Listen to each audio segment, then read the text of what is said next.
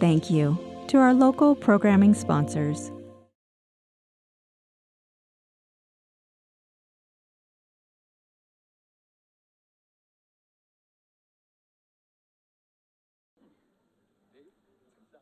Good evening, everyone, and welcome to the Greater Easthampton Chamber of Commerce Mayoral Forum. I just want to introduce myself. I'm John Kostick. I'm the Executive Director of the Chamber of Commerce, and we're excited to put this on for you. It's a great opportunity to hear directly from the candidates who are running for mayor of Easthampton. Tonight's conversation is going to kind of focus a little bit more on the business side of Easthampton, small businesses, growing the community, the economic growth of Easthampton. And we have prepared questions. Questions were submitted through our website, and they were prepared, so they're going to focus on that topic I had discussed earlier. We also have an opportunity for our audience members to submit questions. As you came in, if you were handed an index card and a pen, we will come around and collect those at about 7 o'clock. If you would like to go get one, you can go out in the foyer and get an index card and a pen and write down your question. Please keep in mind, if we do get a lot of questions, we may not get to all of them, but we strongly encourage you to fill out a form and submit a question. I would like to introduce our candidates. We have Jason J.T. Tirrell, we have Lindsi Sekula, and we have Salem Derby. They are going to be asked a series of questions by our moderator. Each candidate will have about 2 minutes to answer each question. Give or take, it'll be up to our moderator if you would like to continue the conversation on those. We do ask that there is no interruptions from the audience or personal attacks on any of the candidates. And the moderator will have full authority over the questions and the timekeeping of the questions. Without further ado, I'd like to introduce Dave Madsen as our moderator, and we'll get started. Thank you, John. Good evening. Well, we could see you a while ago. Now they're just completely in the dark. It's gone. Oh, we know you're all registered voters, right? Yeah. All right. So the first question I'll ask is why? That's all. No. Thank you all for being here tonight. We got warmed up. They're going to guest on my Sunday morning show on Western Mass News, so we got them all warmed up beforehand, so they're ready for you. The questions that submitted, they were, what's the line? They were sitting on a mayonnaise jar on Funk and Wagnall's porch. If you remember Carson, you'll remember that. No one remembers Carson. Okay. We will move along. We had a drawing at the beginning of, before we began all this tonight, and the person who chose the number one is Salem Derby, our acting mayor in Easthampton, and you'll go first with your opening statement. Salem? Okay. I guess I'll start then. Hello, everyone. My name is Salem Derby, and I'm honored to be here as a candidate to be mayor of Easthampton. For more than 2 decades, I've had the privilege of serving this community on the city council, both as the vice president and president, and since July as your interim mayor. Over those 22 years, I've worked hard to make Easthampton a more vibrant, sustainable, and affordable place to live.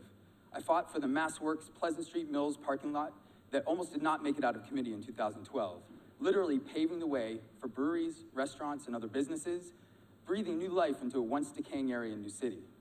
I was the driving force behind requesting 9 over-quota liquor licenses that allowed new restaurants to open, including Galaxy, Coco and Calico, The Hideaway, La Vercazana, just to name a few, to help revitalize our downtown and boost our local economy. I've always believed in supporting the people who make our city strong. For our seniors, I've supported and helped increase the senior tax work-off program stipend, and I continue to advocate for a new senior center that will truly serve their needs. For small businesses, I've been both a partner and an advocate. As a small business co-owner myself, alongside my wife, Carissa, I know firsthand what it takes to keep a business running. On the council, I've helped many local businesses thrive, including Captain Jack's and Bank ESB. I was pushing for smart zoning changes and practical solutions so they could stay in Easthampton. As interim mayor, I've been proud to solve real problems for residents, honor deserving members of our community, restore staff hours that have been cut, and find creative solutions to challenges, all while maintaining strong, respectful relationships with our dedicated city staff. My path here has been shaped by my lifelong commitment to education and leadership. I earned an associate's degree in recreation and leadership from Greenfield Community College. my bachelor's degree from Prescott College in leadership, and my master's of education from Springfield College. As a high school teacher for 20 years and a basketball coach for over a decade, I've learned how to motivate, listen, and bring people together, and I'm proud to serve as a positive male role model for young people in our community. I also understand the financial side of leadership. Managing $5 million in federal grants, running a small business, and working and approving 22 city budgets have taught me how to invest wisely and use public funds responsibly. I decided to run for mayor because I've realized that my entire life has been preparing me for this moment. Every skill I've built, from leadership and education to financial management and community building, have come together to uniquely qualify me for this role. I love this city. I believe deeply in its potential. And I'm ready to continue working every day to make Easthampton a place where everyone, from our LGBTQ+ residents, seniors, and working families to small business owners, from lifelong residents to new arrivals, to be able to grow and thrive here. Thank you. Salem, thank you. Drawing number 2, JT Tirrell. JT? Good evening. Thank you, Dave, for moderating this forum, and most importantly, thank you to the voters of Easthampton. I can't begin tonight without acknowledging the venue here at Williston, a school that means so much to me as an alum, as the father of an alum, and now as a longtime employee. My name is Jason JT Tirrell, and I'm running to be your next mayor because Easthampton is a community I love. I wouldn't be running for office anywhere else, and I certainly wouldn't use Easthampton as a stepping stone to a job in Boston. I'm a father and a husband. I was born and raised here. I'm a volunteer and a public servant. I'm an at-large city councilor, chair of the Public Safety Committee, member of the Rules and Government Relations Committee, past member of the Park and Rec Commission. I'm the president of Easthampton Little League, and I work here in the athletic department at Williston. You've probably seen my campaign signs around town with the slogan, "No labels, just leadership." It's a simple but powerful idea to put community unity over political labels. The Easthampton where I grew up wasn't about Democrat or Republican, conservative or liberal. It was about public service, hard work, and neighborly fellowship. Easthampton earned the nickname, the little city with a big heart. Make no mistake, we can have that community again. But over the last few years, we've grown more divided by a mayor's office that sowed political division with partisan rhetoric. Tonight, you'll hear a lot from my opponents about the importance of experience and stability. But that experience has only put us deeper in debt. It got us into a budget crisis. It hasn't held down the cost of rent. It hasn't fixed our infrastructure, and hasn't kept Easthampton affordable for young, growing families or those on fixed incomes. Let me be clear. I'll put you first. I'll put our kids first, our seniors and our veterans. Every day and every decision I make will be rooted in what's best for our community as a whole. I'll improve the quality of life for all Easthampton residents by investing in infrastructure, being a steward of your hard-earned tax dollars, and setting a new standard for governmental transparency and accountability so you know what's happening inside of City Hall. My priorities include taking care of seniors, honoring veterans, making sure parents have a voice in their children's educations, and making sure we protect our coveted Barnes Aquifer, because water is life.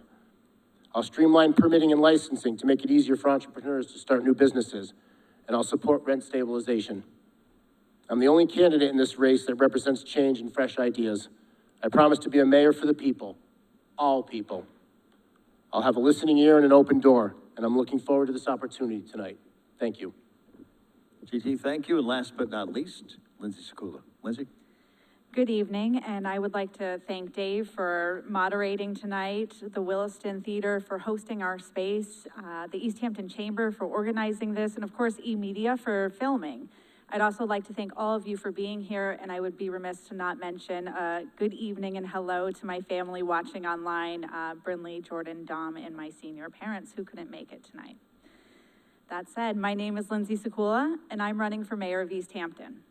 For the past 7 years, I've worked inside the mayor's office, directly supporting our residents, businesses, and city leadership to move Easthampton forward with compassion, collaboration, and results. As someone already doing this work every day as a department head, I want to be clear. I do not require a transition plan. I know how City Hall operates, and I'm proud to say I've played a strong role in building the community we have today.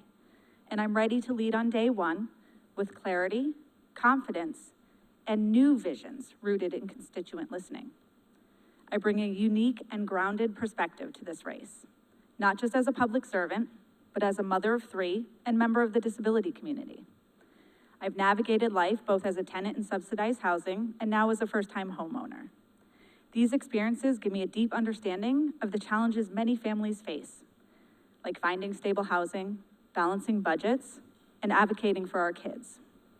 With 2 children currently in our public schools, including kids with special needs, I'm living the realities that many Easthampton families are facing. I'm deeply invested here, now and into the future, and committed to building a community where every family has the opportunity to thrive. I have plans for strategic, smart growth that strengthens our neighborhoods, supports our local businesses, and protects the character of our city. I'm not here to reinvent the wheel.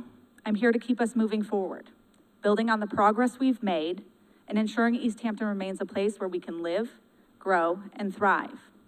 I'm not running for a title. I'm running for the chance to continue serving Easthampton in a deeper way. Thank you for your time, and I look forward to earning your trust and your #1 vote. All right, Lindsay, thank you. We're going to get to the questions now. These were the questions submitted to the chamber prior to tonight's forum. JT, we'll start on your end, then we'll go across this way.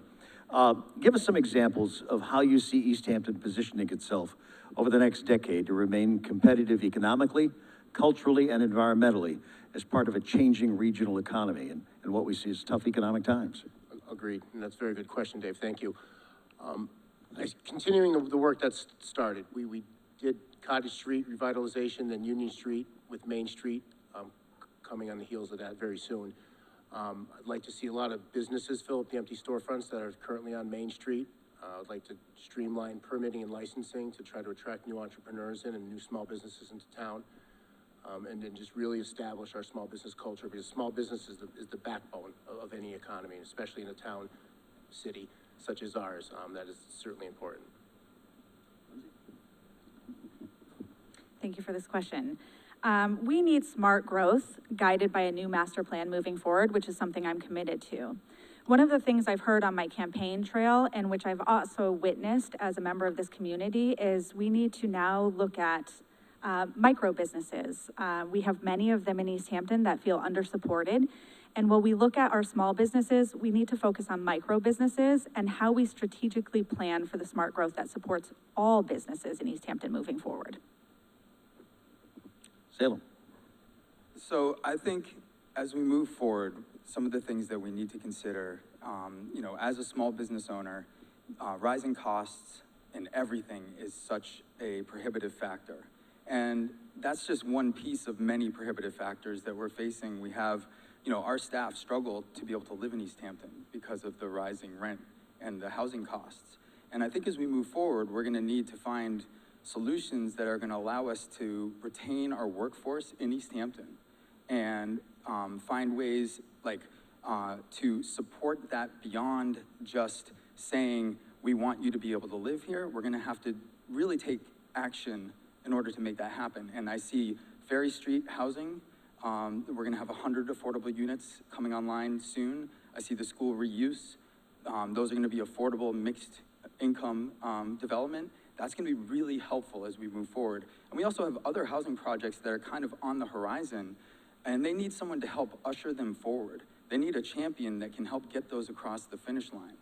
And my experience being mayor and working on these projects has really positioned me to understand the unique challenges that are faced in order to get these things done. And I think that that's just one piece of the puzzle. So, we need a mayor that's gonna be able to see all of these things and have a strategic approach to attack them and be able to manage them and get them done. Let me ask you, just as a follow-up to this too, as far as long-term planning is concerned, that kind of went out the window with COVID, because it seemed like, and you've all been involved in the government, it was a day-to-day thing because of the unknown. And given the unknown in the economy in this day and age, is it possible to do long-term planning anymore? Salem, why don't you go ahead and start, and we'll go down this way. Yeah, absolutely. I do agree. So I was actually part of the 2008 master plan. And that was, I was still pretty fresh being a city councilor. And it was a really great process because it's a community-driven process. But that's just one piece of many pieces that we've been doing here. We have an open space and recreation plan. We have the downtown strategic plan. That was in 2020. And if you look at that, I mean, it really lays out some really great steps that we can take related to housing, related to development of our downtown areas. You know, city space coming online, that is gonna bring a whole new dynamic to the Main Street downtown area, because Easthampton has 3 downtowns. And, you know, we are gonna have to figure out a way to make those downtowns more cohesive. And I think that's part of the planning process that you're talking about. And I can see, you know, as we move towards another master plan, when we get the funding to do that, that's gonna be part of that.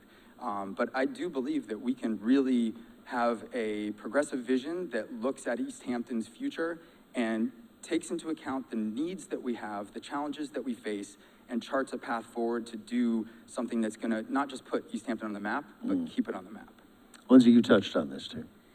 Yeah, so being one of the staff members that was working at City Hall during COVID and keeping the spirit alive inside of the building, I saw firsthand the challenges that we face on how to keep our community involved and thriving during tough times.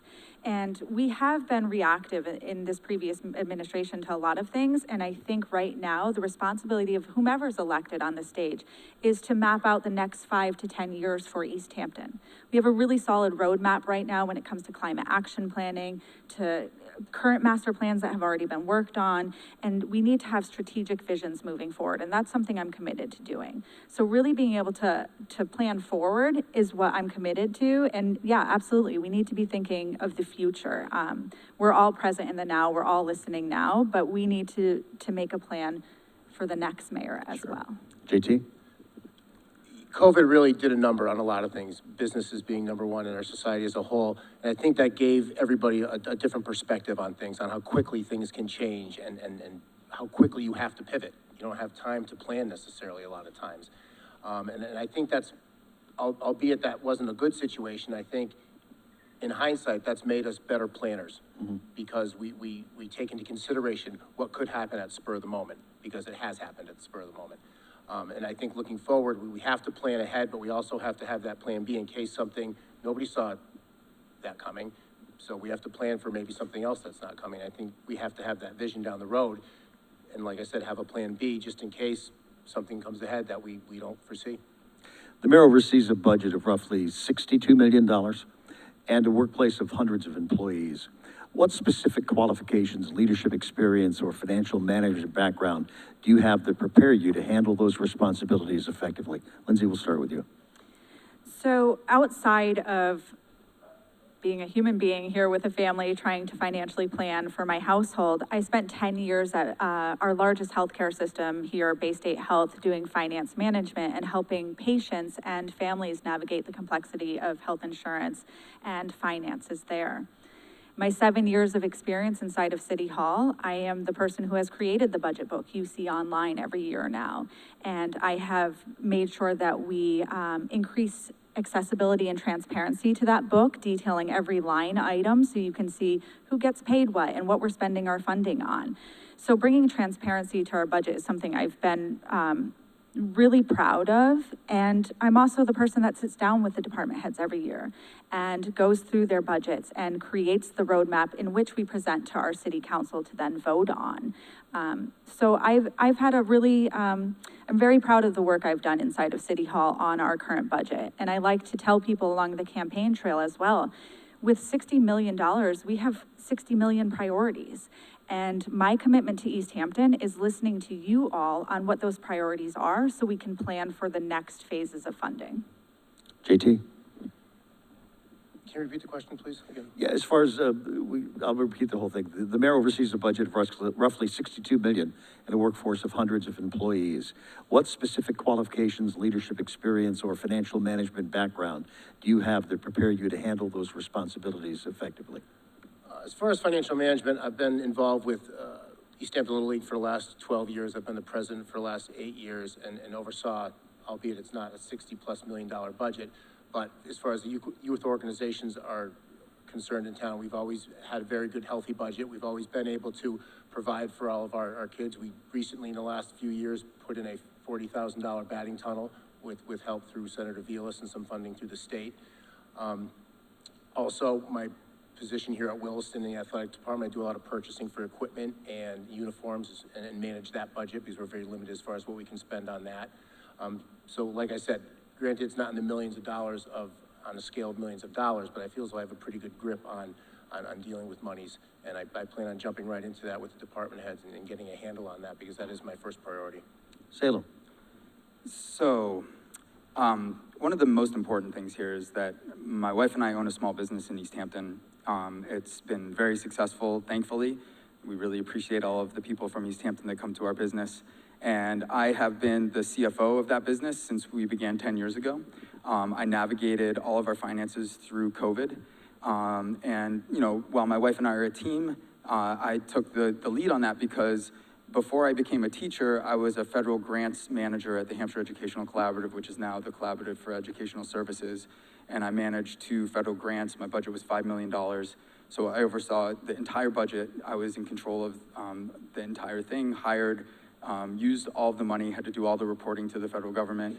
And in addition to that, you know, I've been someone who in my life has been in positions where I am a trainer of trainers for various capacities. So I help my wife oversee our staff.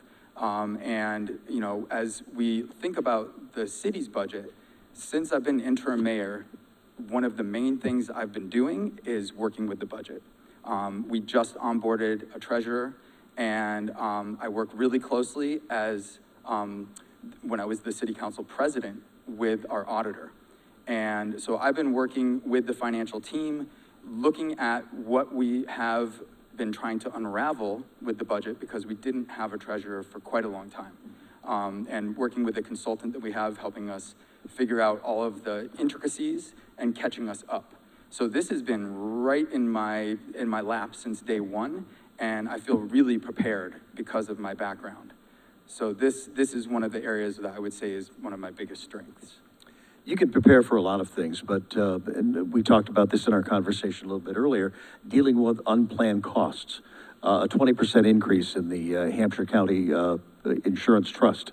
All of a sudden, you've had your budget planned for the new fiscal year, and about a month into it, you have to pay more money to this trust. How do you handle those things, and how is this going to be handled within the city? Because you're all involved in it. JT, why don't we go with you? This is a huge thing. It's a great question because insurance has gone up, like you said, 20% recently, and that's a cost that you can't plan for and that some people aren't able to plan for. And we have to get creative and then think outside the box and think what more we can do for these employees to help them cope with that. Some people don't have the ability to get a second job to maybe make up for the money that they're losing because they have to pay an extra $400 or $500 or $600 a month for health insurance now. So we really have to think outside the box and see what else we can do on other avenues to help our employees help absorb that cost. Salem? Well, I can tell you because I've been dealing with it since this was like my second day of being interim mayor. This fell in my lap. And so that was, you know, it's not all rainbows and unicorns being the interim mayor. There's a lot of like serious issues you have to deal with, and this was one of them. And, you know, as soon as this happened, we had to make a decision. Do we vote to stay in the trust? And if we didn't, it would have meant millions of dollars of liability to our employees, and that was just unacceptable. So I met with our human resources director and basically said, we need to have a plan. We need to look at GIC. We need to, you know, look at the trust and see if this is viable for us. And we need to see what other options are available to us. And I think it speaks to something broader. I think as the mayor, you have a little bit more of a microphone. And I think that if I continued to be the mayor, I would definitely use the microphone that I have to broadcast as far as wide as I can that this isn't about GLP-1s. This isn't about like, you know, our end user, our employee who is paying so much more for health insurance. This is about corporate profits that are out of control. This is about a life and death thing like health insurance being run for profit, and that's unacceptable. We don't run our police and fire for profit for a reason, right? Because it's life and death. Well, so is healthcare. And we need a mayor that's willing to stand up and say, we need a change that is beyond just, wow, we're gonna have to come up with that minimum 1.4 million. Yeah, we're gonna have to do that. We're gonna have to wait until free cash is certified, see where we stand, make a plan. But really, I think this speaks to a broader issue that is systemic in our democracy. And we need to figure it out because issues like this that are life and death shouldn't be something that we just accept. Well, you know, corporations are going to make ridiculous profits and the CEOs are going to make ridiculous amounts of money. I don't accept that. Yeah. Lindsay, this is a problem that's not going away anytime soon, is it? It's not. And I want to be clear for our constituents and people listening tonight that I know we talked about this a little bit in our interview as well. It's not 20%. We saw an 18% increase on July 1. We are seeing another 20% increase on October 1. So that's 38% our employees have faced in the last 6 months. And now there are conversations about another increase come January 1. This is not sustainable for people like myself, for our staff, for our retirees who take these health insurance options. And yeah, a $1.4 million deficit as of today, what does that look like in 6 months from now? And we need to start planning on where we're pulling that funding from and also a better solution moving forward. I was disappointed when we first started having these conversations within City Hall that, you know, our executive committee members didn't even reach out to our state representatives to see where there was any potential help. So I think moving forward, we need to be very mindful of collaboration with our state leaders as well to start discussing the broader issues here, because we do need to get back to people versus profit, and we need to start looking at different healthcare options for our employees and our retirees. JT? I think we should definitely look at other options to see what we have available to us outside of the trust and compare them.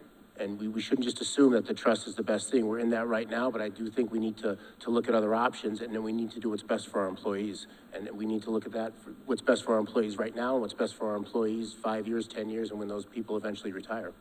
All right. We talked about development, touched on it a little bit. The city is publishing its final version of the Pleasant Street Mills District Improvement Plan in March of 2024, with detailed suggestions to improve insufficient signage and wayfinding, unsafe traffic patterns and vehicle speeds, inadequate sidewalks, poor lighting, and difficult truck maneuverability. To date, none of these improvements have been implemented or even initiated. What are your specific plans to help foster economic growth in the Mills District? Lindsay, we'll start with you. Again, I think this ties back into how I would like to listen to the community. I am not a business owner here like my opponent or the people in this audience tonight. So I want to get back to basics when we talk about listening to our community and what our needs are. I can sit here and say what my needs are, but that's not my job as a mayor. My job as mayor is to guide your decisions and your needs moving forward. And I would like to start strategically planning, again, our smart growth and how we start implementing things. We've been, I can't say it enough, we've been reactive, but I don't feel like we've been strategically planning enough for this smart growth. So we need to relook at plans, we need to relook at a new master plan, and it can't just be from inside the mayor's office anymore. We have to start planning together at open town hall meetings, collaboratively with our city council and with our constituents. JT? New City started revitalization with the Mills on Pleasant Street and is going to continue. We recently saw at a city council meeting the plans for 2 new parks in New City, as well as new traffic patterns, new sight lines for traffic areas that are unsafe where there's been many accidents. This is a section of city that's sorely needed attention, and I'm glad it's finally getting attention. And I'm really anxious to see what comes of it. As far as the new traffic pattern, there are roads that are going to go from 2 ways to 1 way just to ease the navigation around, and like I said, sight lines and different things done traffic-wise to make it safer. All right, Salem. So this is something I've been working on pretty intimately with since I became interim mayor. You know, Ferry Street is a keystone project for the city of Easthampton. And, you know, the 2 buildings that have been done are beautiful, and I think they're going to show us what the rest of the project is going to look like when it's done, but it's not easy. You know, the city has reciprocal easements there. That means the developer has owned some of the property. We own some of the property. We just had to navigate through a really difficult process with a diff, where we're going to do public improvements and the developer is going to pay us back over about 25 years. And that's a complicated process. And so we're doing engineering studies right now, and we're going to be doing demolition so the next building can come online, and that's affordable housing. And there have been improvements done there. You know, I was part of the property committee when we had a really kind of unique interaction with MassWorks, with the mill owners in the city, where we were able to come to the table and we were able to negotiate, and we were able to build and solve so many problems by working together to put the parking lot behind the Pleasant Street Mills. And really what that did was it was infrastructure improvements for electricity and safety for our firefighters because they couldn't put their ladders up if there was a fire, and really paving the whole thing, which again, like I said, almost didn't get out of committee. I had to fight for that to get out of committee. And now we see restaurants, we see breweries, we can't, it's almost like you can't imagine what it was like before, because it's so great. And, you know, I see that as the whole area, and I think as we move towards New City, you know, we have projects online for, if we look at the Parsons Street corner, that is really dangerous, and that's gonna be fixed. And we have, you know, one of the things that's in the downtown strategic plan is, you know, looking for ways to connect the Lower Mill Pond communities on the other side to the mills. And back in the day, there were bridges that went across Lower Mill Pond. And, you know, I think it would be really cool to think about if we could find funding to reinstate one of those bridges. And you could have a tourist attraction for Easthampton. Not only would it be a pedestrian and bike bridge, but you could do something similar to the Bridge of Flowers, where you really pull people in from other places to see a really unique attraction in Easthampton. So I think that there's so much opportunity there. Dave, Taking care of the smell of perfume pond too? is that a question? That's Because I another, could no. answer it. Well, you can smell it over the bridge, but no, that's a whole nother story. I just also want to shamelessly plug for the city of Easthampton right now too. This Wednesday, October 15th, there will be a public meeting about the new city projects and easements happening. And I would encourage residents, a part of that community, to attend that meeting as well. Okay. Since we're talking about development, what strategies would you implement to attract new businesses while retaining and support existing ones on Cottage Street, Union Street, Main Streets, and the Mills? JT, we'll start with you. Well, I referenced this earlier with another question, but I like to get together with current business owners and see what's worked and what hasn't worked for them, and what stumbling blocks might have been for them, and what we can do to make the process more palatable for those new businesses wanting to come into town, and what we can do to keep those businesses in town once we get them. Salem? So one of the things that I was able to be involved with on city council was passing a vacant storefront ordinance. You know, we've seen what happens in other communities when storefronts languish. We do not want that in Easthampton. So we came up with what I think is a really balanced, good plan to make sure we can address the storefronts in Easthampton that are vacant. And we passed that over 2 years ago. It started, the letters got sent out my second week as interim mayor. So you really need a mayor that's willing to, you know, step up and enforce the ordinances that the city council passes, and we passed that unanimously. And so what we're doing is we're building a database. So all the stores that have vacant storefronts, they have to pay a fee. That fee gets them onto our city website, where it's going to be a clearinghouse. It's going to have pictures of the property, all of the amenities, the square footage, how much it costs, who to contact, and all that will be in one place. So if you want to start a business in Easthampton, you'll be able to go and you'll have a clearinghouse of all the vacant storefronts in Easthampton.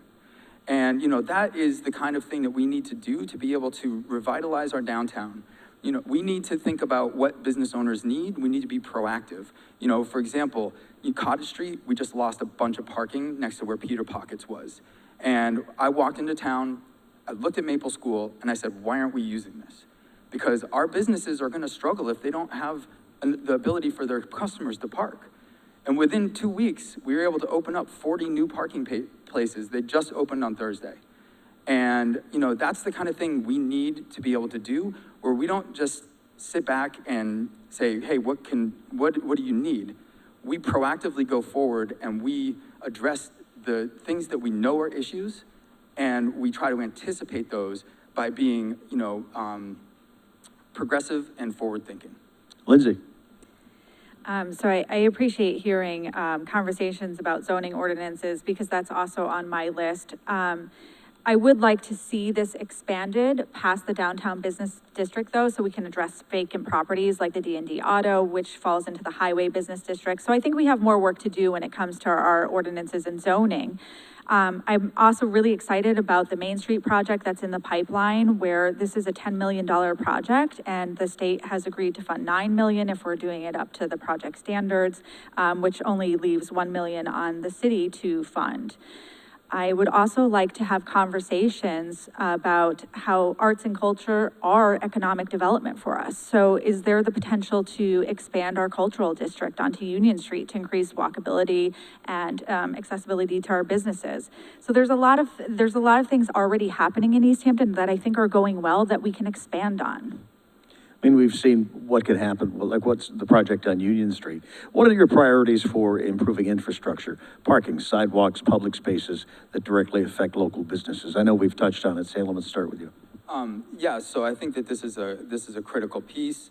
One of the things that I would like to see as far as infrastructure is us being really strategic and forward-thinking as we look at what streets get repaved and making sure that we know what's under the ground before we repave them. And, you know, I know that our DPW Director, Greg Nudelman, we just had a comprehensive review of all of our streets by satellite, and they basically listed the condition of the streets 1 to 100. And so we actually have a triage list of the worst streets in Easthampton, so we can be data-driven as we go to repave and look at what streets need it the most. And what I love about this is not only are we doing that, but we're taking the infrastructure under the streets and making sure that those streets that are the worst and have the oldest infrastructure are going to be the ones that are taken care of first. So I think that's one piece of it, is making sure that we can have data-driven strategies to address some of the infrastructure needs that we have, because we do have some very old plumbing under the ground. So we still have some wood pipes. So, you know, we need to be really smart about that. Some other things that I think are, you know, sidewalks and pedestrian safety. You know, pedestrian safety is something that comes up over and over and over again. As someone who's a veteran of the Public Safety Committee, it's so critical. You know, we have dangerous spots in Easthampton. And, you know, I can identify a couple of them. One is the corner right at Nini's. People whip around 141 onto Cottage Street. It's super dangerous. There's 3 different crosswalks there, you know, and I had submitted 2 years back for us to put a speed hump there, or speed table, or at least, like, you know, the rumble strips in the road.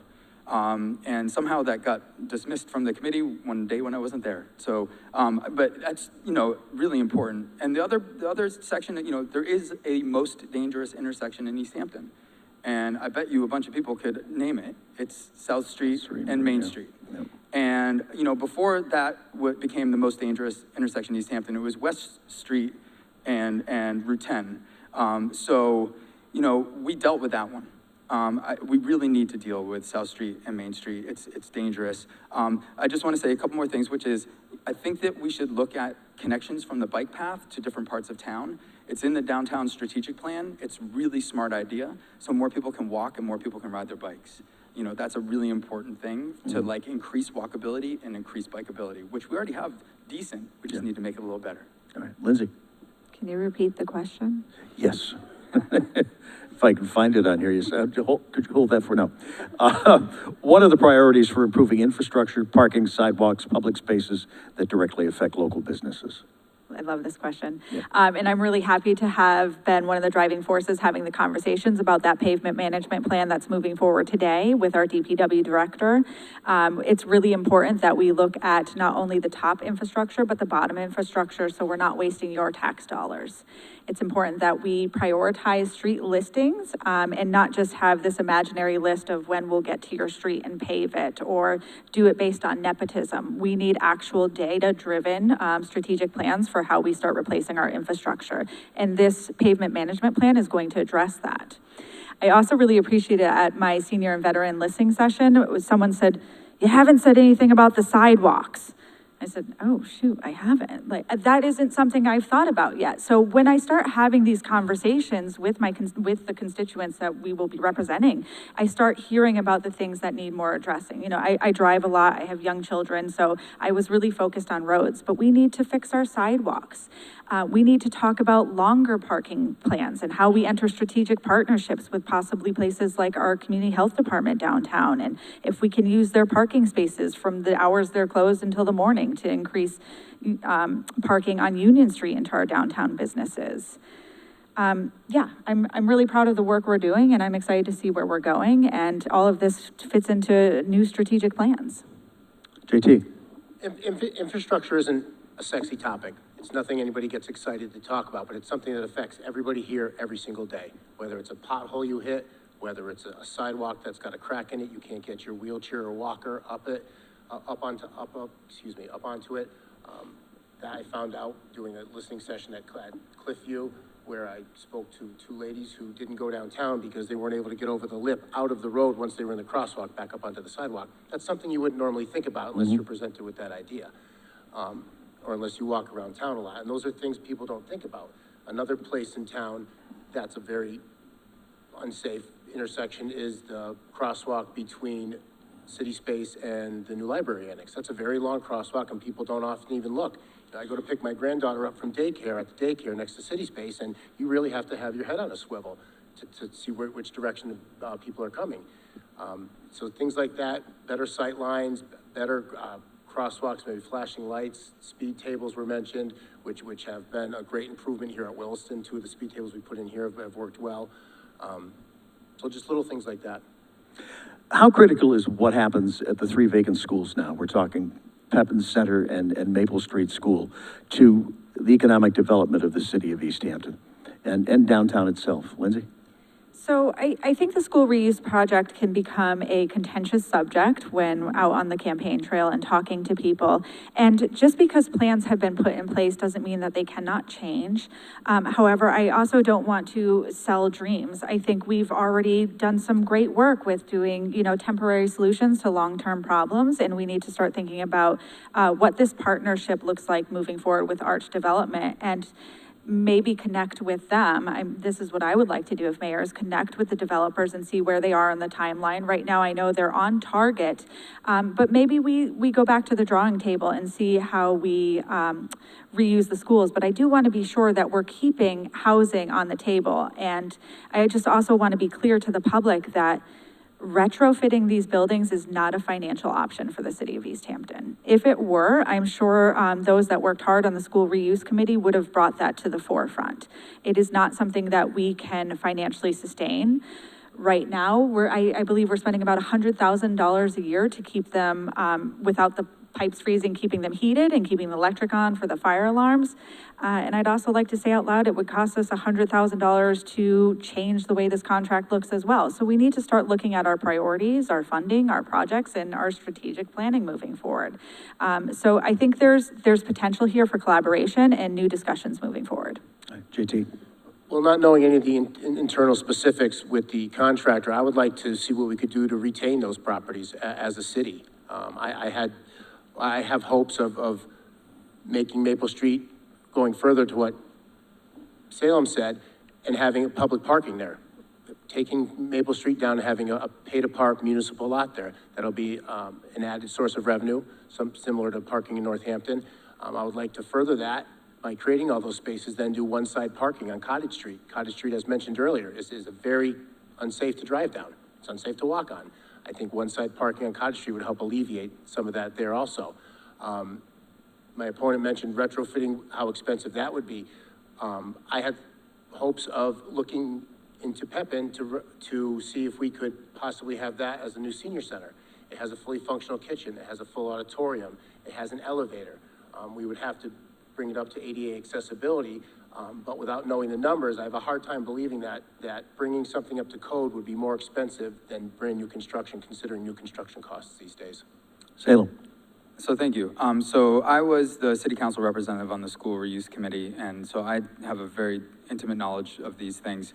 And I would just say, if anybody is interested in finding out more about this, you can go on the planning website. All of our meetings that we had were there. All of the proposals that we received are there. And we did receive 3 proposals. 2 of them were really good. And just for the record, Arch Communities has done this in multiple communities, and what they do is great. And the plans that they submitted are fantastic. And, it's gonna be mixed housing, so it's gonna be some affordable, some market rate. There's gonna be amenities for the public. There's gonna be public parking at all 3 schools. My biggest disappointment though, happened, and I think this is one of my biggest disappointments of being a city councilor in my 22 years, was when the last administration brought to us that we were going to not be able to retain the Pepin Gym, because that was one of the criteria that was outlined by the public. It was well known that that was what we wanted, because the city does not have enough gym space for our kids. We just don't.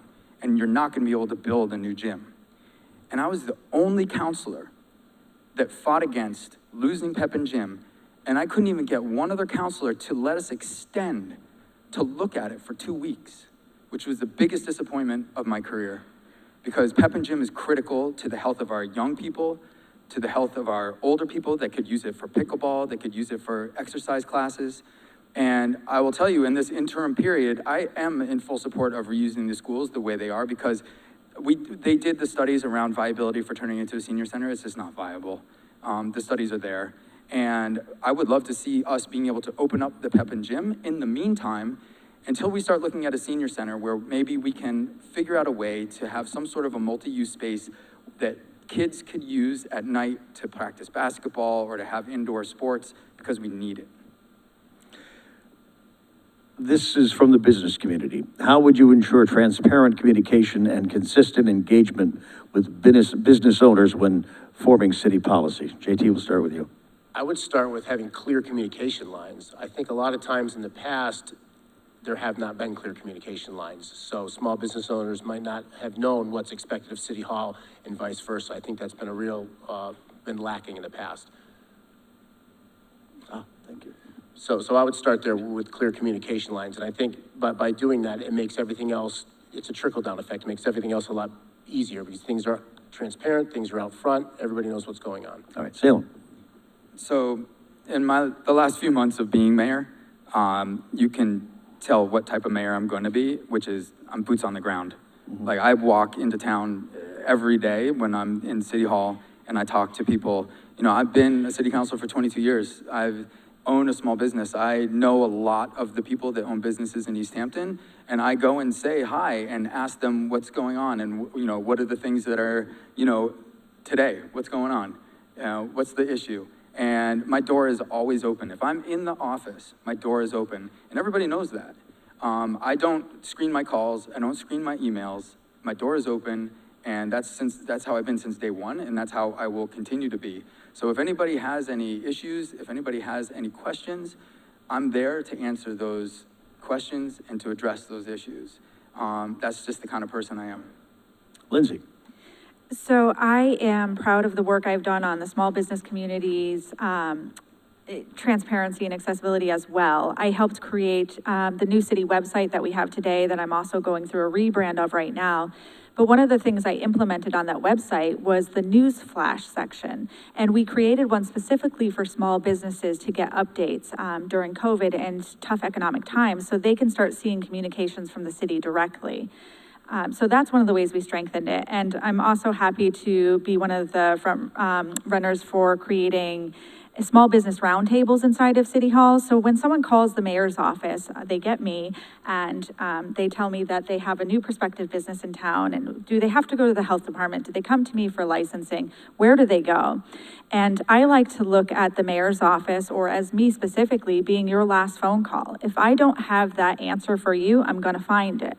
And instead of bouncing small business and prospective business owners around, I've created these small business roundtables where I create meetings for every department head, from planning, licensing, fire, police, building, and we all sit down with that business. We hear their site plans, their business plans, and we walk them through some of the hurdles that they might experience, what's possible, what's not possible, and really just help remove the red tape and help them get set up in Easthampton to be more inviting and welcoming of businesses in our community. Okay, this will be the last question from this round of questions. What's the most influential impact you've had on the Easthampton community? Salem, we'll start with you. Well, I think, you know, one of the biggest impacts I've had is definitely on my time on city council. I've, especially around businesses, have been able to have so many different arenas to be able to do things that are helpful to small business. You know, I did mention the overquoted liquor licenses. So that is one thing, because unfortunately, you know, not that I want to support people drinking more alcohol, but the reality of opening a restaurant is you need to have a liquor license to be able to open a restaurant. And when we realized that, we realized we were stuck with the liquor licenses that we had by population, and we could go to the legislature and request more. We decided we were going to do that in bulk. And we did, and it really changed the landscape of Easthampton because of the restaurants we were able to bring in. That's so huge. And I would also say, you know, while we're on this, that, you know, cannabis is something that was very taboo. And it took a lot of courage to step up and say, hey, you know, I think a lot of the reasons why people think this is so taboo is because they don't understand. It wasn't made illegal because of the social harms that it caused. It was made illegal because of the people that were using it. And I think it was important to address that and to say, we should have public policy that reflects that reality. You know, alcohol creates many more social harms than cannabis. And by writing the first medical and recreational cannabis ordinance, and in fact, the recreational cannabis ordinance was used as a model ordinance for the state, becoming one of the first communities to have a dispensary. Since then, we've brought in over $6 million. We bought new ambulances, we've done pedestrian safety projects. Like, that's a big impact. $6 million over just a few years is a big impact. Lindsi, again, what is the most influential impact you've had on the Easthampton community? I think my ability to connect and be transparent and accessible. I've heard a lot from opponents and along the campaign trail and from constituents that they didn't feel like the previous mayor was accessible or transparent. And what they appreciate about me and what I appreciate about myself as well is that I've always been there to listen to people, to try and reason with people, to hear their perspectives, their point of views, and help bridge the gap between community and government. And this is who I am. This is my family. We are in the halls of the public schools every day because my kids are there. We're at the sports games. We're watching your kids because my kids are playing. We're at the farmer's market every Sunday. Since we moved here, this is not new behavior for a campaign. This is my life, and this is who I've always been. JT.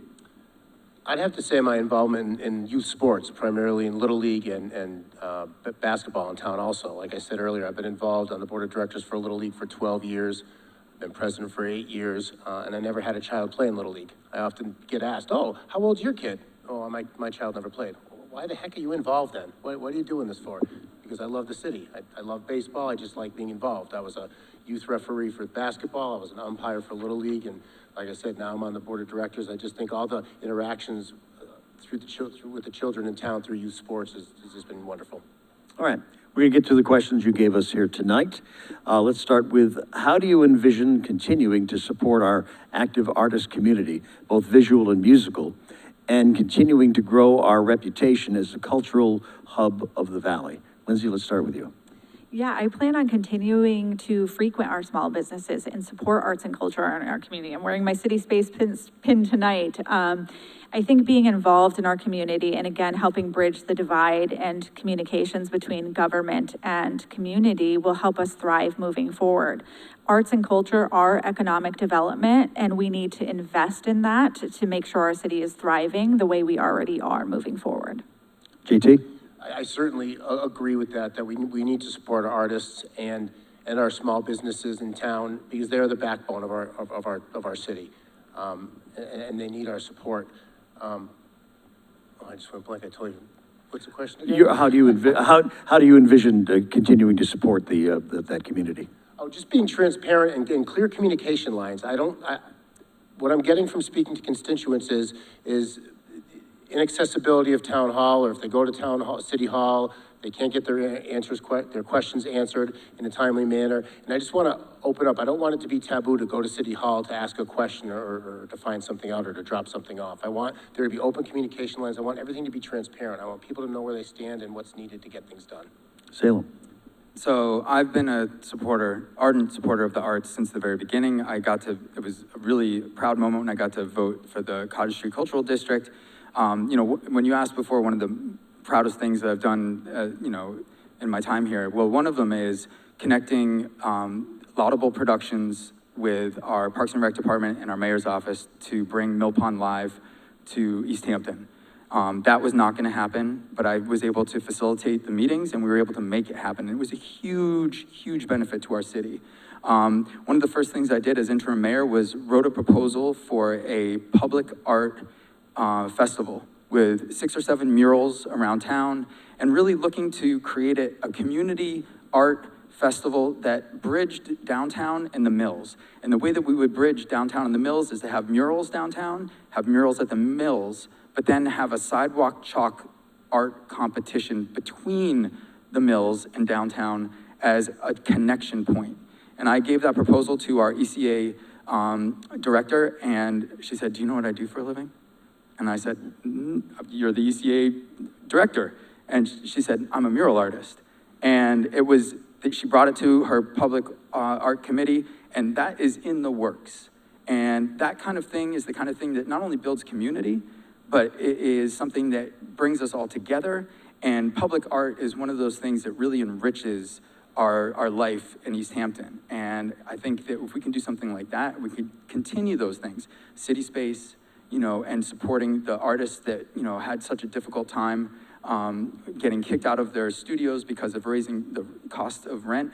You know, we need to be able to figure out how to support artists because they are one of the backbones of our community. You touched on this too, and JT, we'll start with you on this. What role do you think optimal for cannabis retail in Easthampton's future? And they ask, please discuss its revenue priorities.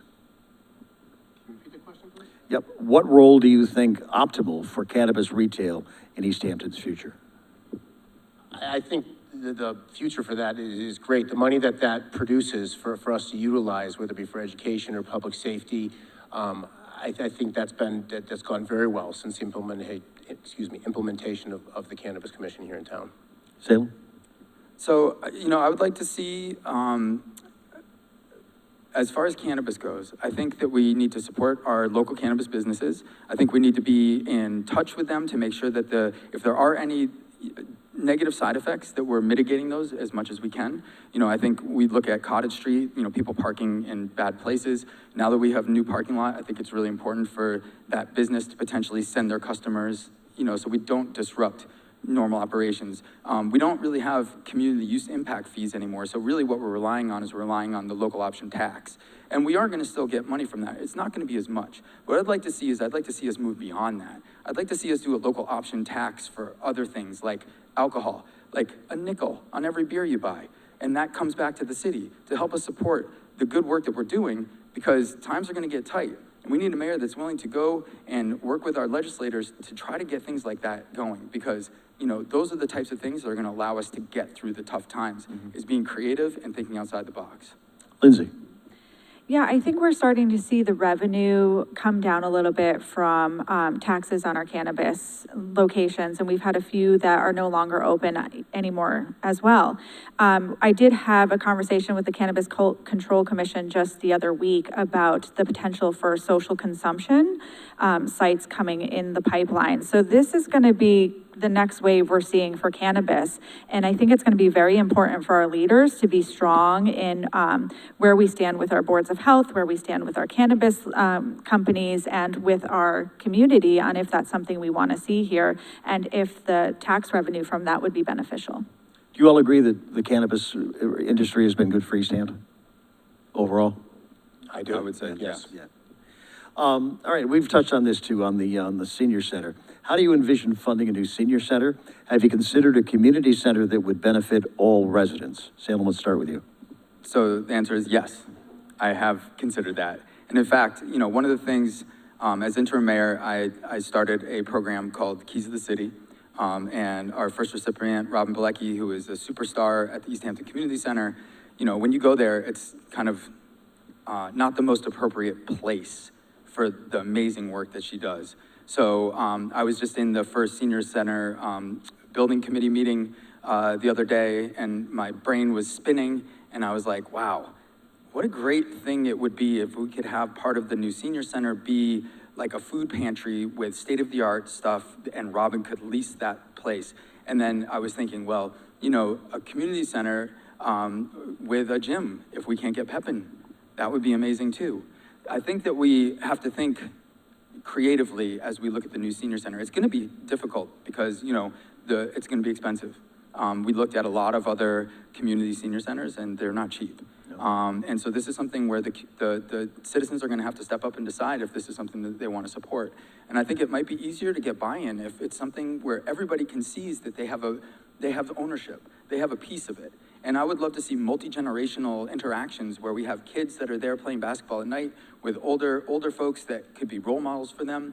And we could have, you know, a food pantry there for people that are struggling with food insecurity. And we have that as a model in Easthampton that not many other places are doing. Lindsi?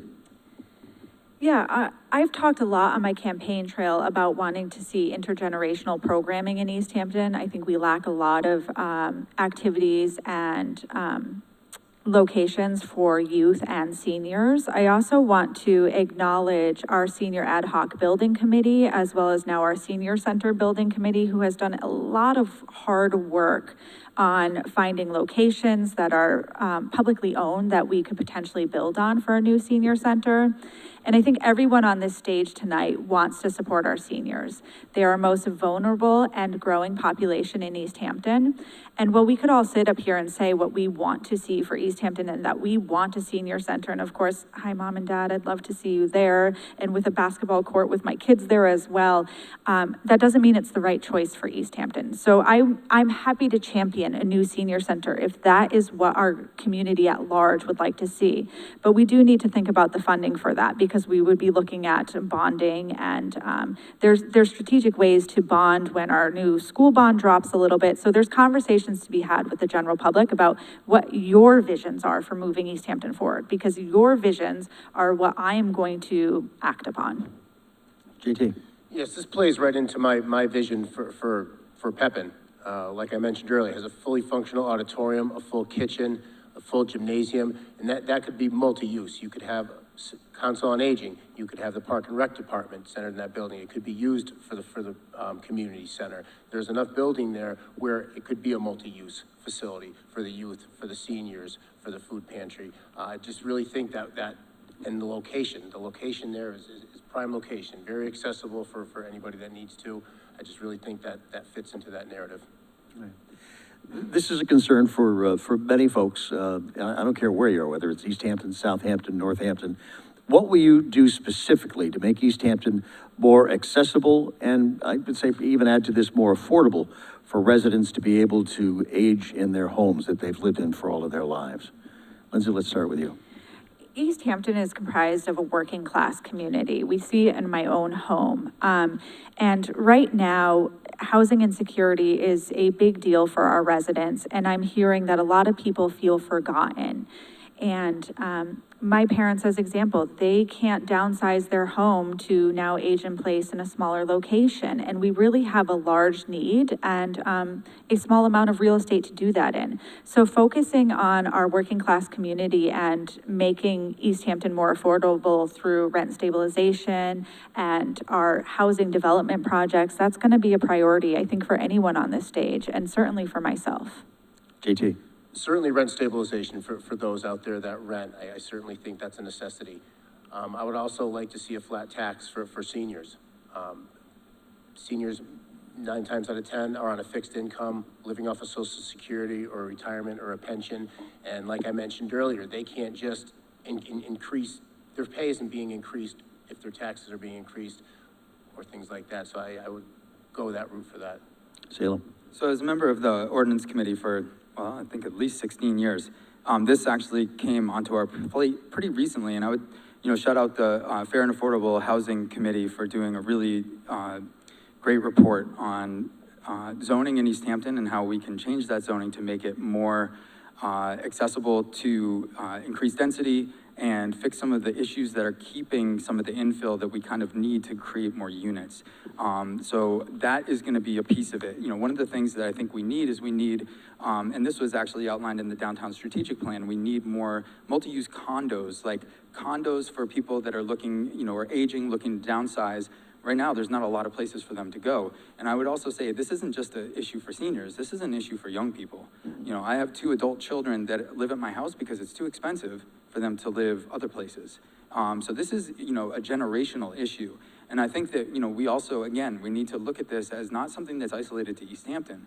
We have to understand that, with the rent control legislation that's moving forward, there are landlords that are saying, well, we're gonna now, because if this passes, we're gonna raise people's rent 50 or more % because we think this could be coming.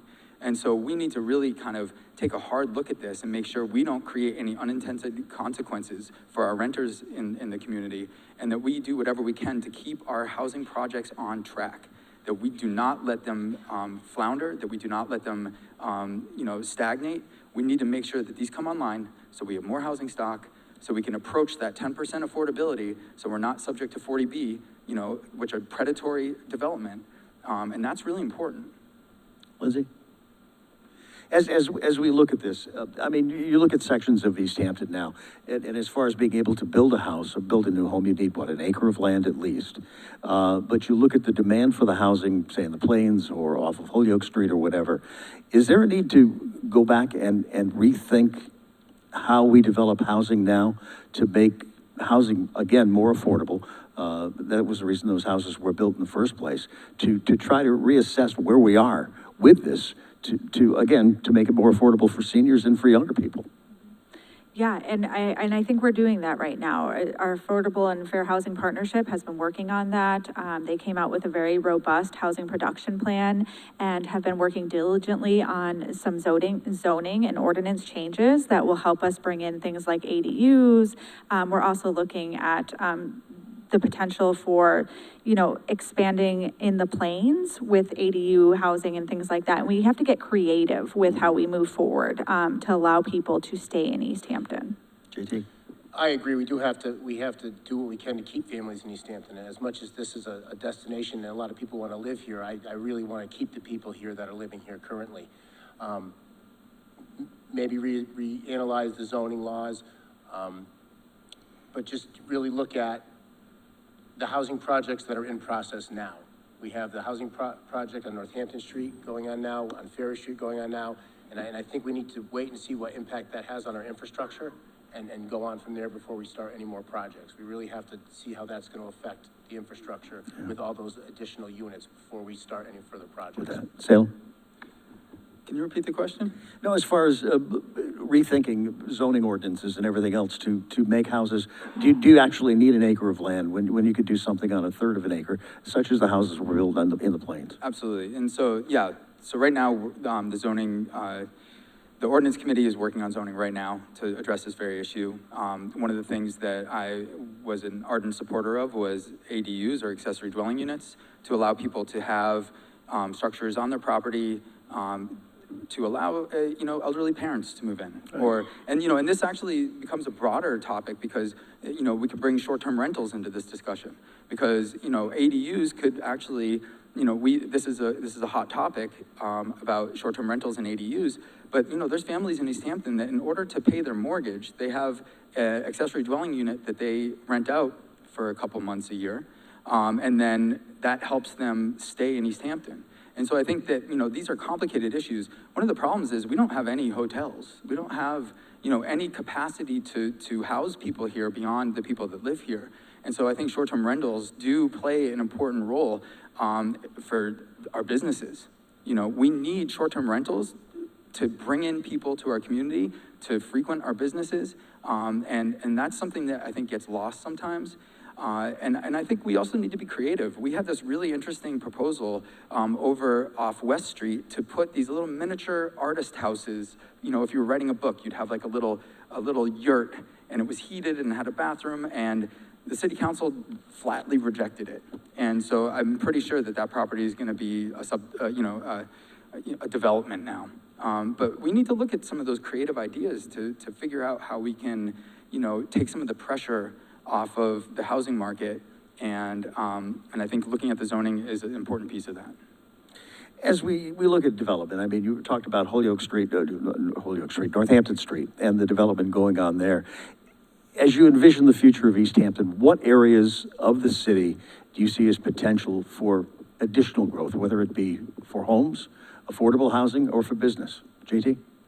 Well, I'd say Northampton Street, definitely, it's already started there. It's been continuing on Ferry Street for years now. I would like to see some of the areas around the Main Street area. It was mentioned the D&D Auto Parts part of land, the Moriarty property, which is next to Big E's. These are properties that have been stagnant for years now and are prime locations and could be used in some way, shape, or form to benefit the city and its residents. I just want to look at things such as that. Salem. So yeah, I mean, Northampton Street is our commercial business district, and we have changed the zoning there to allow for mixed use, and really mixed use is really critical. If you look at our buildings on Cottage Street, where we have commercial on the first floor and we have apartments or condos on the second floor and third floor, those, according to the downtown strategic plan, create 13 million more dollars in revenue than standalone commercial buildings. And so looking at mixed use, smart growth, so if we're building on Northampton Street, making sure it's commercial and residential. As we're looking at like D&D Auto or Moriarty, commercial and residential. And we can do that in a way that really fits the character. Brick facades, you know, like really beautiful structures that will fit right into Easthampton. We just need developers that are willing to do it and a city that's willing to partner with those developers. I mean, you could also look at Cottage Street. You know, one of the things that was planned in vision was looking at all the houses on Cottage Street and transforming those and into, you know, brick facade, commercial on the first floor, second and third floor, residential, and then having parking behind, and really figuring out a way to make Cottage one way and allowing for the trucks to go around, so you could almost have, you know, a completely different flow. But that is gonna take a lot of vision, it's gonna take a lot of work, and a lot of creativity. So, you know, I mean, there's many different options, but I think one of the most important things to recognize is we need to have mixed use development, commercial and residential together. Lindsi? Can you repeat that question, Dave? Yeah, as far as other areas of Easthampton where there's potential for growth, whether it's for housing or business.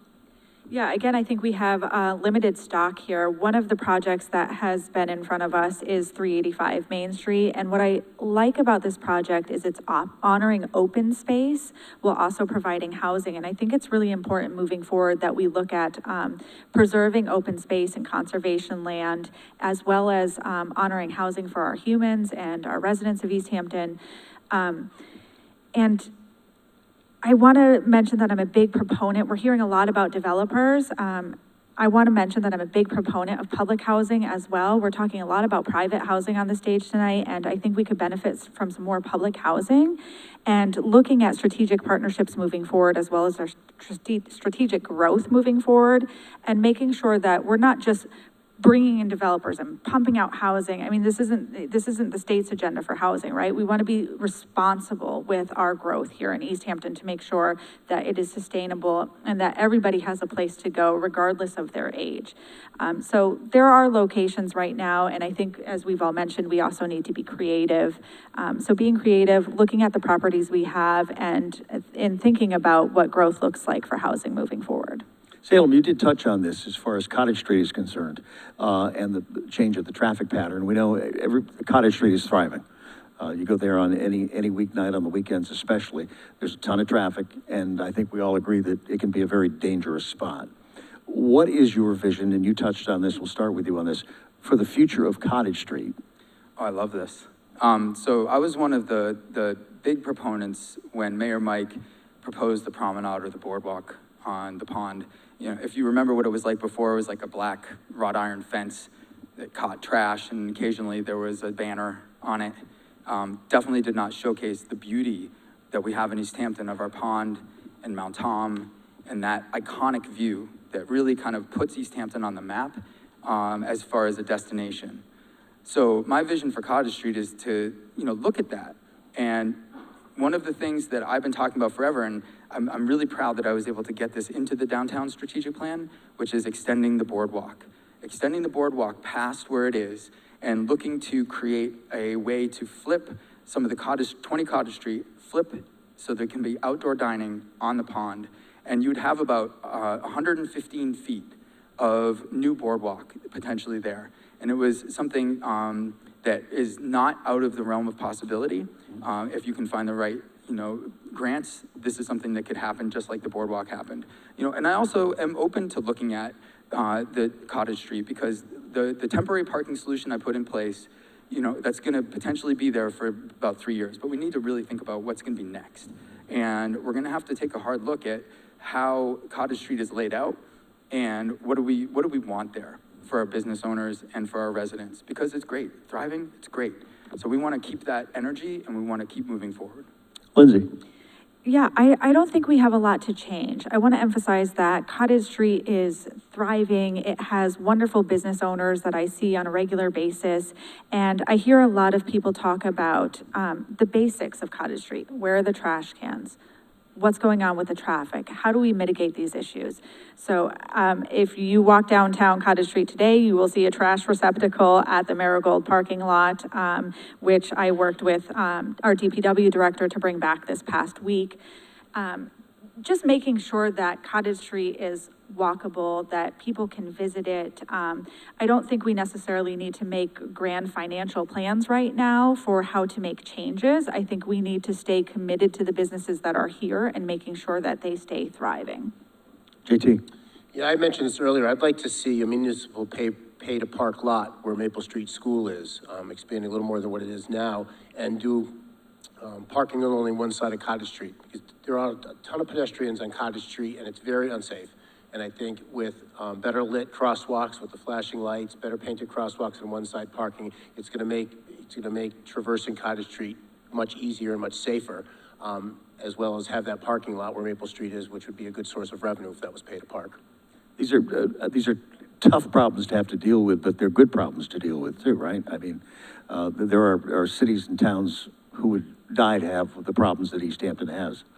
I live in Southampton and I know it, so. We want to join your senior center. No. Let's talk. Yeah, there is talk. Oh, good. You're already part of our dispatch. Well, yeah. Oh, we could use you to build the police and fire complex too. So, anyhow, I think it's the last question. Then we'll get to closing statements. So take your time on this. It's about 13 before 8. What will you do, and we've touched on this, what will you do as mayor to make Easthampton government more transparent, accountable, and accessible to the taxpayers? And how will you make sure all voices are heard? Lindsi, let's start with you.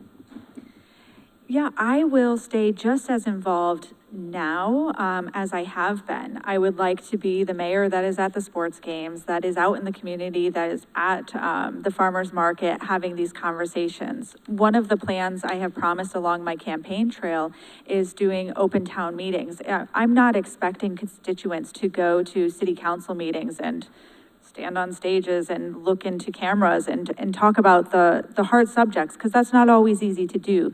So I am willing to do open town hall meetings where let's have coffee at Tandem, let's have coffee at Marigold. Tell me what I'm doing right, tell me what I'm doing wrong, hold me accountable, and let's have the tough conversations moving forward. I'm also, like I mentioned earlier, working on a rebrand of the city website and happy to implement a new chatbot that is multilingual, so anyone in our city or visiting our city is able to access information. JT. The main thing I would like to do is make City Hall accessible 5 days a week. City Hall's been closed on Fridays now for a long time.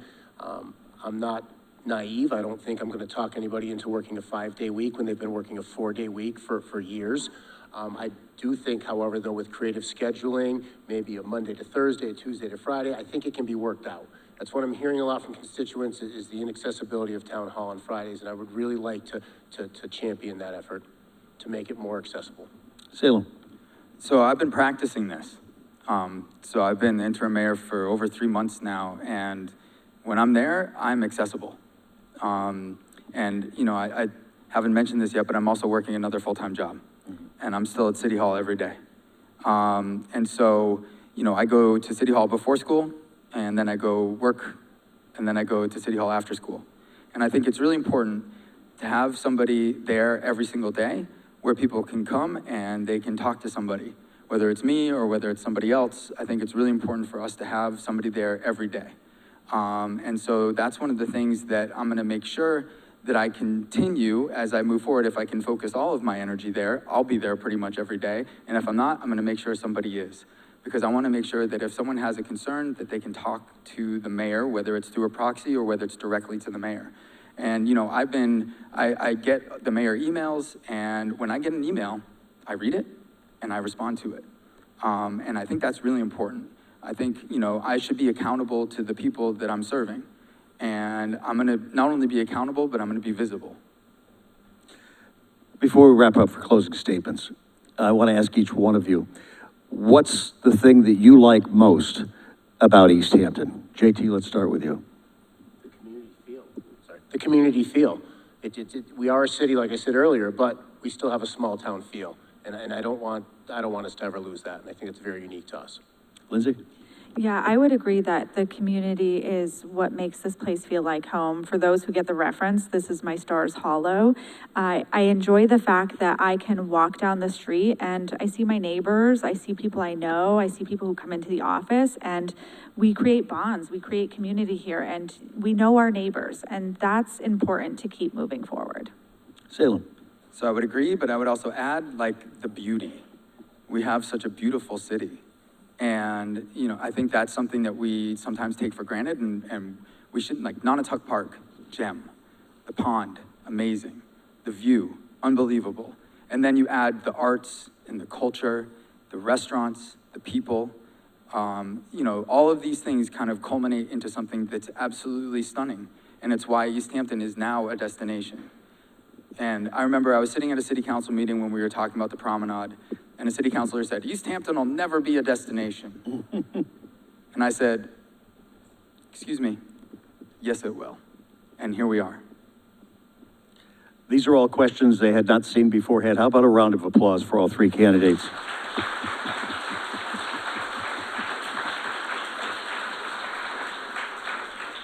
All right, we're going to go in the reverse order that we did opening statements for our closing statements. So Lindsi, we'll begin with you.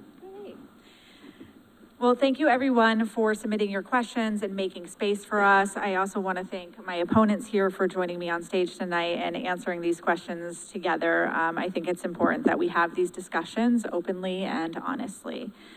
As we close this evening focused on our campaigns, I want to speak honestly about what Easthampton means right now and what they need, and that's stability. At a time our federal government feels uncertain and divided, I bring steadiness to this race. I bring the calm and reliable leadership that comes from years of executive experience, deep community ties, and my lived experiences. I'm not just a candidate, I'm a public servant who knows the workings of City Hall, who understands our budgets, who values inclusion, and who believes that leadership means being hands-on and present each day. As your mayor, you'll have someone who is rooted in community, not just for a campaign, but as I always have been with my family, committed to transparent and inclusive governance and ready to lead Easthampton with the steady hand it deserves. Easthampton's strength is its people. It's all of you, our entrepreneurs, artists, and neighbors who care deeply about this community. My focus is on smart growth, clear planning, and leadership that listens. Together, we can build an Easthampton that thrives for everyone who lives, works, and does business here. I look forward to your #1 vote on November 4th.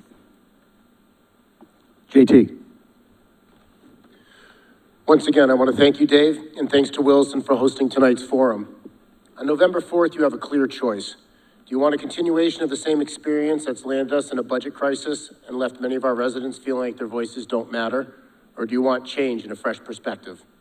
I'm the only change candidate in this race. I'm the only candidate who was born and raised in Easthampton.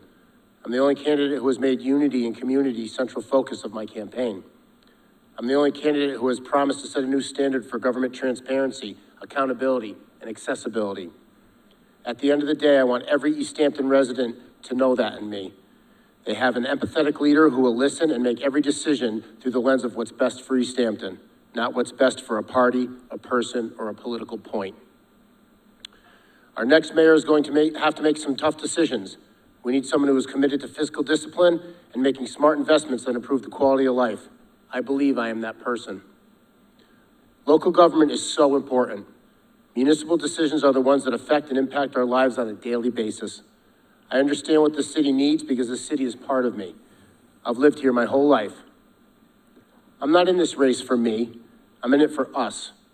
I'll show up, I'll do the work, I'll provide the vision, I'll set the example, and I'll move Easthampton forward.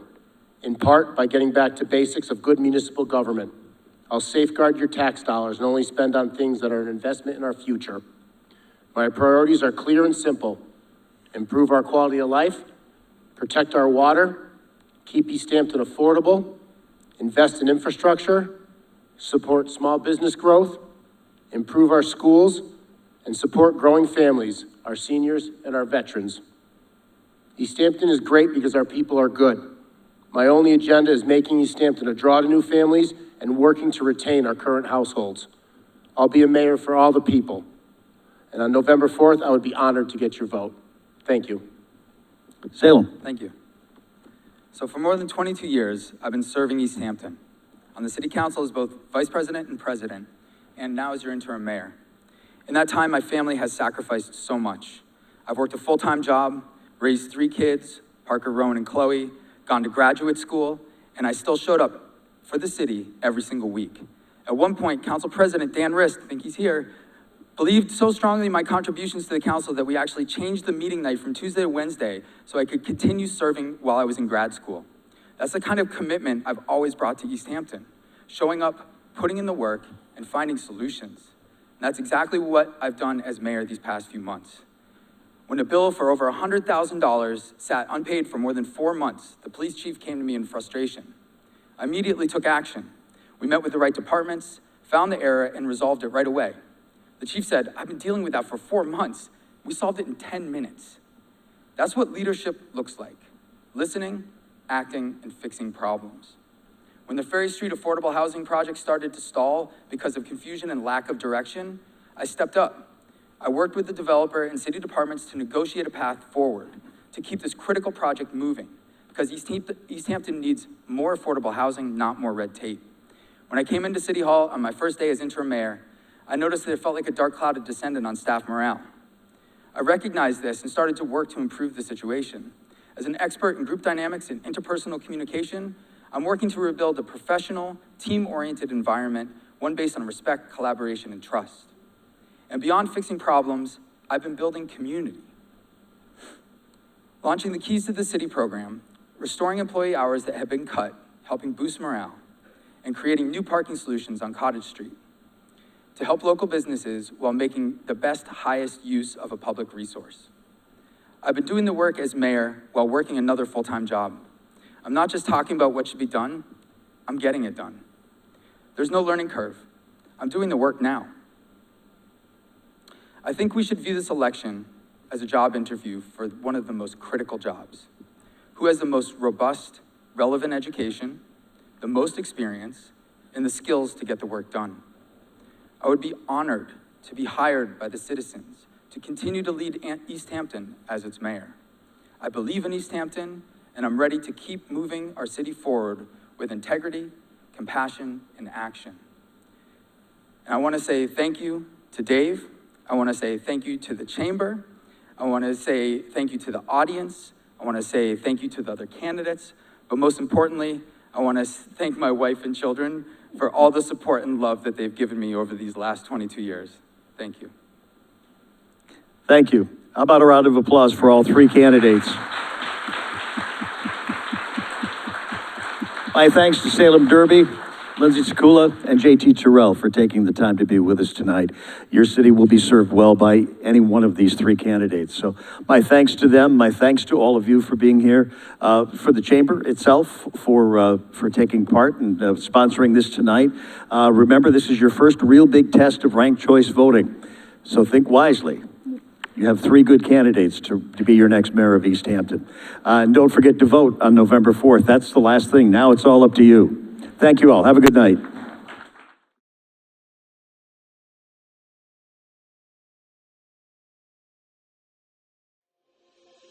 Thank you to our local programming sponsors.